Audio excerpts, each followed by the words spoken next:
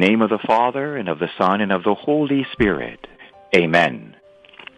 My adorable Jesus, may our feet journey together. May our hands gather in unity. May our hearts beat in unison. May our souls be in harmony. May our thoughts be as one. May our ears listen to the silence together. May our glances profoundly penetrate each other. May our lips pray together to gain mercy from the Eternal Father. Amen. The body is the temple of the Holy Spirit and must be treated with respect. Now, it could be that the Lord is giving us a sign to remind us of this reality. They're beginning to bring in the experts to examine the body of Sister Wilhelmina from Missouri, whose body was exhumed just a few days ago and appears to be incorrupt. I want to read to you from a Catholic News Agency article dated May 26, written by John Bucharest and Shannon Mullen. This is a very Catholic article, by the way. Only Catholics have articles like this that we read, and for us it's, kind of, yeah, it's interesting. The phenomena of saints having some saints, their bodies being incorrupt, is a reality in the Catholic Church. There's whole books written about it, the incorruptibles. I've done videos on saints whose bodies were found to be incorrupt. So for us as Catholics, we kind of have a bit of an understanding of this, but send this article to some of your atheist friends or even some of your Protestant friends. Say, hey, check this out. Isn't this interesting? We should do a little road trip to Missouri and check this out. See what they say. Anyways, if this proves to be true, it's still being investigated, but if it proves to be true, to me, it will be a significant sign for our time, especially in the American church, of just the reality of the Catholic faith. Okay, the caption for this article is, "Morticians Mystified by Sister Wilhelmina's Body." Quote, "Something special going on there." Okay, the article begins. Expert morticians are scratching their heads at the recently exhumed body of Sister Wilhelmina Lancaster, a Benedictine nun who died in 2019 and now appears to be in an unexpected state of preservation. The reactions come a week after the abbess and sisters of the community that she founded. So she's the foundress of a community. The Benedictine Sisters of Mary, Queen of the Apostles, unearthed the 95-year-old African-American religious sister's simple wooden coffin on May 18th from the cemetery on the monastery grounds in rural Gower, Missouri, to relocate her remains to a final resting place inside their chapel. Now, as I read this article, there's a lot of detail that you might not appreciate, but again, this is being carefully investigated. So you see the process, you see the care that they're going through, you see the things they're checking for. So I'm going to keep reading. The local ordinary, Bishop Van Johnson of the Diocese of Kansas City, St. Joseph, visited the monastery Monday to see Sister Wilhelmina's remains. Johnson, who has communicated with authorities in Rome about the situation, issued a statement the same day saying that a, quote, thorough investigation, unquote, was needed to answer, quote, important questions, unquote, raised by the state of her body. You see the great care the church takes, because the church doesn't want to be part of a hoax. The church isn't too keen to start publicizing alleged miracles until there's been a very careful and thorough examination. But just the fact that we do this in the Catholic Church, to me, is quite remarkable. Jack Klein, owner of Hickson Klein Funeral Home in Gower, Missouri, who said he was present at Sister Wilhelmina's burial and issued her death certificate, confirmed for CNA that the religious sister's body was not embalmed and that the wooden coffin was not placed into an outer burial container. Klein said he, quote, can't understand unquote. How Sister Wilhelmina's unembalmed body is in the state it's currently in 4 years after her burial. And then they get into more details of what a body should be like after 4 years, all the different phenomena. Now her body is on display. There's no odor which would be expected, and so on. Quite the phenomena. Again, we need to do the proper investigation, but the Lord, He does give us signs so that we may believe. And this phenomena is not the first time we see this in the church. And so perhaps the Lord is trying to tell our hedonistic, atheistic, agnostic world that, oh yes, the body is the temple of the Holy Spirit to be respected. And one day the Lord will raise up our fallen bodies into glorified bodies. Okay, scripture for you. 1 Corinthians chapter 3. Do you not know that you are the temple of God and that the Spirit of God dwells in you? Viva Christo Rey.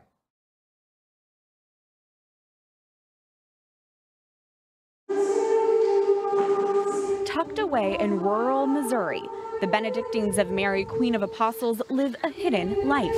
Their abbey typically filled with angelic sounds of either song or silence. But in these past few weeks, there's been a new buzzing ballad of excitement on their country grounds. We dropped everything to come here, changed all of our plans, booked a hotel immediately, and did not realize there's going to be this many people.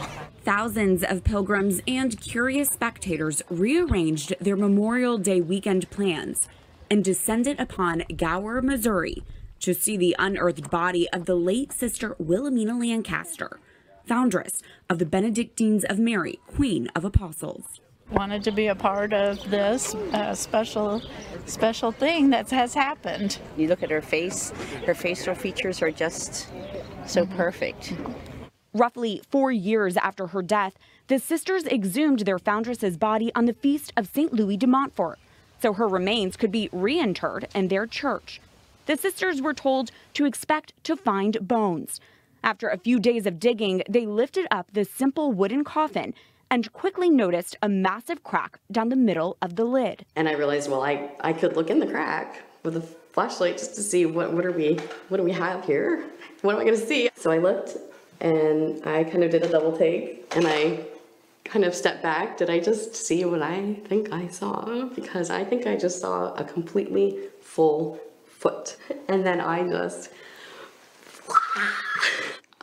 see her foot. The sisters say there was a layer of mold covering Sister Wilhelmina's body. It took about 2 weeks for them to gently and precisely clean. And when they did, what was hidden was now obvious. Sister Wilhelmina's body was remarkably preserved, including her habit. I mean, of course they were marveling at the body. I mean, we had a coroner here and physicians, and yeah. But then it kind of got to the habit, and they were just dumbfounded. This is not possible. 4 years in a wet coffin, broken in with all the dirt, all the bacteria, all the mildew, all the mold, completely intact, every thread. Word began to spread about the Missouri nun who was not embalmed, but appeared to be incorrupt. The people poured in.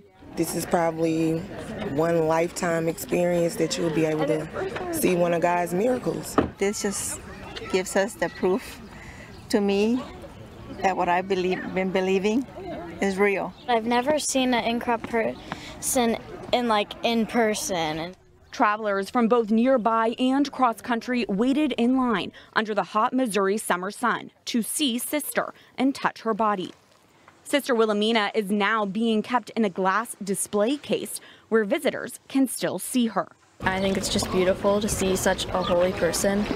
Now that Sister Wilhelmina's body has been placed in a glass case here in the Abbey, visiting pilgrims are invited to take up to a teaspoon of dirt from her original gravesite. Bishop James Johnston of Kansas City St. Joseph issued a statement that no official church process has been initiated to determine if Sister Wilhelmina is a saint or worthy of veneration. He said it's understandable if people are driven by faith to see her mortal remains in remarkable condition, but cautioned that, quote, visitors should not touch or venerate her body or treat them as relics. The case of Sister Wilhelmina is fascinating. Michael O'Neill, known as the Miracle Hunter, is host of EWTN's They Might Be Saints and author of Science and the Miraculous, How the Church Investigates the Supernatural. This is a very rare case of a near perfectly preserved corpse. O'Neill says there have been fewer than 200 cases of incorruptibility in the church. Incorruptibility is not an official sign taken by the church as a miracle for sainthood, but is a sign of God's grace shown upon a person. It will never lead to a person's sainthood in a formal way, such as a miracle is used, but it can go in the sainthood file, you might say. Mary Elizabeth Lancaster was born on Palm Sunday, 1924. She had a pious childhood and, according to her biography, had multiple mystical experiences as a little girl. She joined the Oblate Sisters of Providence in Baltimore as a young woman, taking on the name Wilhelmina when she made her vows. At 70 years old, Sister Wilhelmina founded the Benedictines of Mary, Queen of Apostles, in 1995, a constitutionally enclosed order with limited contact with guests and the outside world. The order is centered around St. Benedict's Ora et Labora, or prayer and work, and is best known for its chart-topping Gregorian chant albums. At the age of 95, after having lived 75 years under religious vows, Sister Wilhelmina died on the Vigil of the Ascension 2019. And now her hidden body and her hidden life is being shared with the world. The first word that comes to my mind is lovable. Oh, yes. Just lovable. In their first television news interview since Sister Wilhelmina's body was exhumed, Mother Abbess Cecilia Snell, the community's first abbess, and Sister Scholastica Radel tell us about their foundress, whom they knew for about the last 20 years of her life. You know, you can think of a holy person as, you know, they just keep their hands folded and they say their prayers and they don't, you know, they never step out of line, so to speak. But boy, she had spunk, she had character. The sisters say their foundress was also a master of poetry. The religious community published a biography of her, titling it God's Will. It was a theme of her life and the title of a beloved poem Sister Wilhelmina wrote and would frequently recite around the abbey to the rhythm of her cane hitting the ground. The sisters delivered it in their best Sister Wilhelmina impression. God's will, God's will, God's will be done. Praise be the Father, praise be the Son, praise be divine love, Lord Holy Ghost, praise be in union with the heavenly host. A descendant of slaves, it's believed Sister Wilhelmina could be the first African American to be found incorrupt. Look at this woman. She is an African American, and looking around at all her daughters, we're all white. We are all children of the same father. And she speaks to charity. I mean, this is a unifying moment for everybody. Benedictines of Mary say Sister Wilhelmina found her primary identity in her vocation as a bride of Christ. While the fabric in the coffin disintegrated, her habit's fabric is surprisingly intact. It's so appropriate because that's what Sister Wilhelmina fought for, her whole religious life. In her former community, it was a great heartache for her to go through the changes that occurred, especially between the 60s and the 70s when her community lost, I believe, over 100 sisters, right around the time that they were changing the habit. And she saw this as kind of a catalyst, that the habit was signifying the spousal relationship with Christ, and that once you took that away or even compromised it, you were compromising life as a whole. She did die in her habit, and we said that's so appropriate because she would have died for the habit. While at this point we have more questions than answers, might Sister Wilhelmina be declared incorrupt? Might her life be considered saintly in the future? The Benedictine Sisters of Mary have one hope that fuels their faith, that what is now seen points us to